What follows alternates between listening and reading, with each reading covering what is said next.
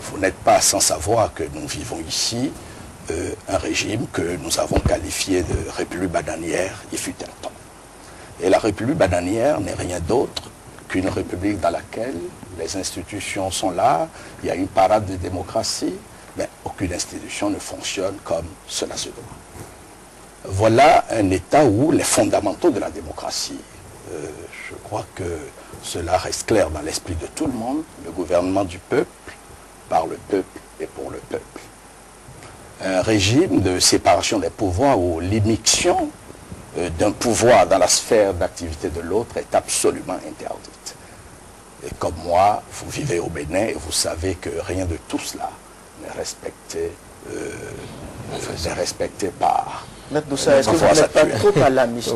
Rien de tout cela. Du Bénin non, trop exagéré. Non, je crois que non, puisque vous savez très bien que nous sommes bientôt en fin de mandat, en tout cas, j'espère que ce soit une fin définitive, et les grèves perlées sont devenues des grèves permanentes. Vous savez que nous arrivons à la fin d'un quinquennat où les syndicats sont interdits toujours de marche, où les syndicats sont assis en justice. Les syndicats ont marché récemment. Les syndicats ont marché les syndicats tous les jours. Il fut un temps où il y a eu quelques 2 ou 3 marches qui ont été interdites. Les marches ont été interdites par oui, mais pas tout le temps.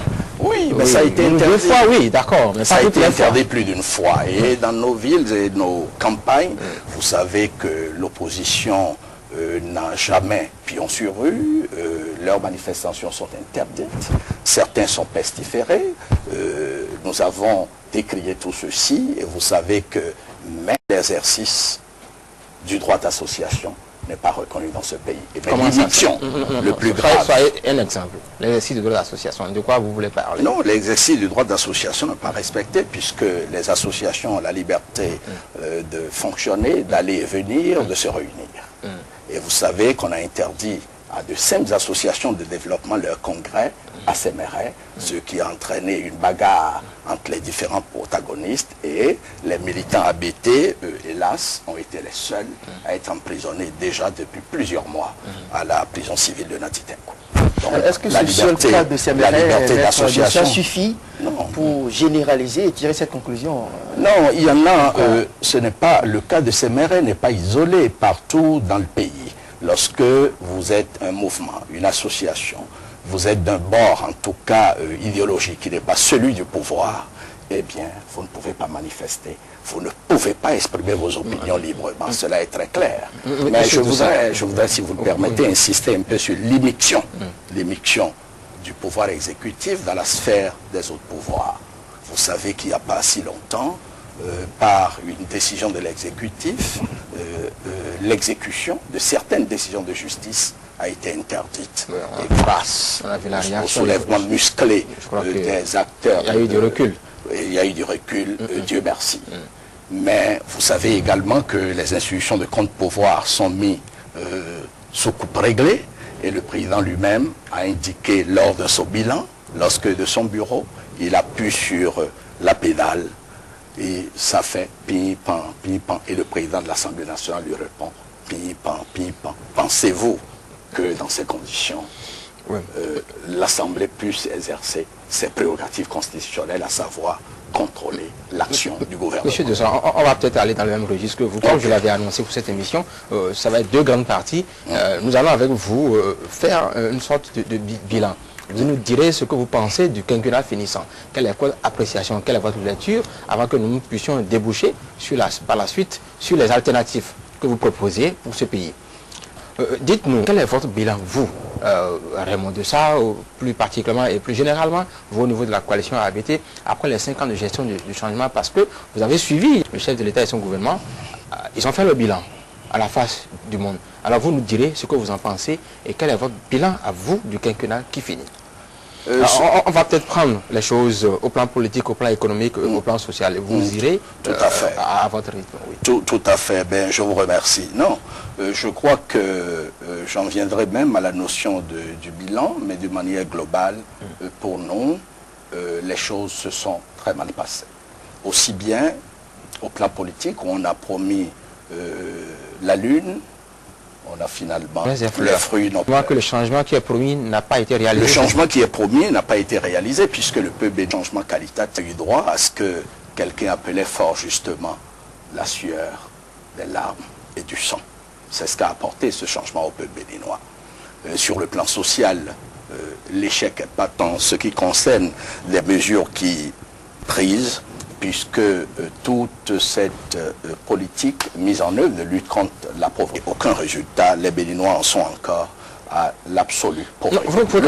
Non, je préfère donner un briefing général et j'irai dans les détails. Le chômage des jeunes, vous n'êtes pas sans savoir que c'est une réalité, vous êtes jeunes, nous transformer au plan social en d'excellentes marcheuses et elles sont payées pour cela. Et traiter celle de la CEPA non plus compter car l'école n'a pas nombre d'enfants sont encore laissés pour compte faute de parce que les subventions qui devaient accompagner ces réformes n'ont pas été libérées. Alors, dans un domaine où on aurait pu s'attendre à ce que ce gouvernement donne des résultats intéressants, des résultats satisfaisants sur le plan économique, parce que d'abord, le président Yahi Boni est lui-même docteur en économie, il est banquier, il s'est entouré de plusieurs banquiers dont nous avons vanté les mérites et qui viennent tous de bonnes institutions financières bancaires de la sous-région. Et là aussi, vous savez que c'est catastrophe, simplement, les finances publiques sont exsangues, et l'économie est en faillite. Les hommes et les femmes d'affaires ne savent nullement où donner de la tête à cause justement de leurs créances sur l'État au plan intérieur. Et puis le coton, je reviendrai là-dessus, qu'on avait promis monter à 600 000 tonnes, est resté cantonné ça, les 200 000 tonnes régulièrement. Donc, globalement, pour nous, c'est un échec. Mais je ne pense pas qu'il s'agisse d'un bilan. Ce qu'ils ont présenté, c'est tout au plus une déclaration, j'allais dire, unilatérale d'autosatisfaction. Car un bilan, vous le savez, c'est un b.a.-ba, sans être expert comptable. Un bilan présente un certain nombre de révisions initiales qu'on met en rapport, d'abord là, réalisé avec succès, et avec qui n'a pas pu être réalisé ou ce qui a été mal. Dans toutes les rubriques, dans tous les bilans classiques, vous trouvez, mais on nous dit, nous avons réalisé 85% de nos prévisions. Lesquelles? On nous dit, nous avons fait 400 000 kilomètres de routes bitumées. Vous connaissez là où c'est fait, vous? Moi, je n'en connais pas. Monsieur Doussa, on nous dit qu'on a fait 600 kilomètres. C'est trop. Si vous étiez ici, on vous avait demandé de mon gouvernement. Je préférer le bilan puisque leur actif avec des inexacts que nous pouvons dénoncer. Et si un débat contradictoire vous intéresse sur chacune de ces rubriques, on pourra organiser cela sans aucun problème. Mais en attendant, je vous donne 5-6 points. 5-6 points sur lesquels le gouvernement n'a pas fait que des promesses électorales, mais a pris, et je vous donne du taux de croissance à 2 chiffres. Eh bien, la croissance en 2006 était à 5%, quand le président Boni, la croissance a chuté en deçà de 3%. Donc, on n'a pas pu réaliser une croissance à 2 chiffres, mais on a fait chuter le niveau de croissance. C'est quand même, monsieur. Ce n'est pas à moi de défendre et d'expliquer leur bonne. C'est un nombre de difficultés que le gouvernement a rencontré. Peut-être, monsieur Doussa, même mon rôle n'est pas de justifier et d'expliquer le bilan ou ce qu'il appelle ainsi du gouvernement. Il a suffisamment de cadres. Monsieur Doussa, aussitôt que ceux-là ont présenté leur bilan, il aurait été bien que vous aussi, puisque vous avez des informations, que vous venez sur la place, lui qui dit non, sur tel aspect, ils ont dit ceci, voilà la vérité. Sur tel aspect, ils ont dit ceci, voilà la vérité. Mais il faut savoir, vous n'avez pas fait. C'est facile pour vous de venir globaliser sur ce plateau et dire ici, ils n'ont presque rien fait, alors qu'eux, ils ont donné des exemples et des chiffres précis. Vous devez pouvoir reprendre ces exemples, ces données et ces chiffres précis et dire selon vous la vérité. Je vous donnerai des exemples et des chiffres tout à fait précis. Oui, allez-y, c'est ce que nous voulons. Monsieur Oussou, nous n'avons pas vocation à réagir de manière épidermique. Je crois que nous avons l'occasion maintenant de réagir. Alors, moi je vous dis les prévisions initiales, parce que si on ne fait pas cela, on ne saura pas ce qui est réalisé. Alors, l'autre chose qui a été promise, c'est de vendre l'essence à la pompe au même prix qu'à la pompe. Et je crois que vous savez qu'aujourd'hui, l'essence à la pompe fait 555 francs. et l'essence Payot que tout le monde connaît, je crois, vous et moi, fait autour de 290 francs. J'imagine qu'au Nigeria, il faut 30-40% moins cher. Ça fera autour de 150 francs. On n'a pas pu réaliser cela non plus, puisque vous voyez. Alors, on a fait même une marche verte en disant que la lutte contre la corruption va être implacable.